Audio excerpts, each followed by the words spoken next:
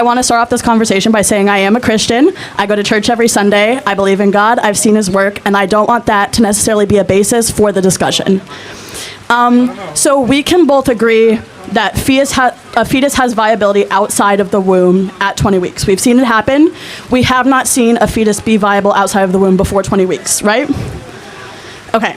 So getting into that, we can go back to someone who is brain dead or in a long-term vegetative state, right? They cannot live without the life mechanisms that are helping them breathe, like their ventilators, if they're on dialysis, if they're in kidney failure, stuff like that, right?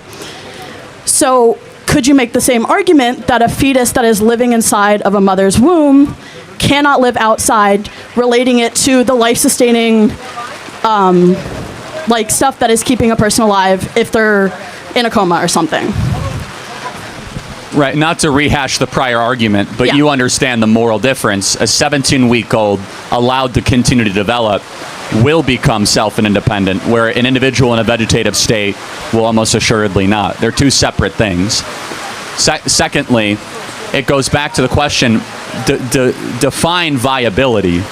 There are babies right now that are 27 weeks in the NICU, which is the neonatal intensive care unit, that have all sorts of compartments all around them.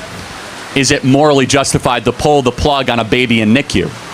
So most women, so like going to abortion, most women are not getting late-term abortions if it is something that they want. People who are getting late-term abortions are people where the fetus is either like already dead, so getting like kind of a miscarriage. So that's not an abortion, just so we're clear. The removal of a carcass is not an abortion, but yeah.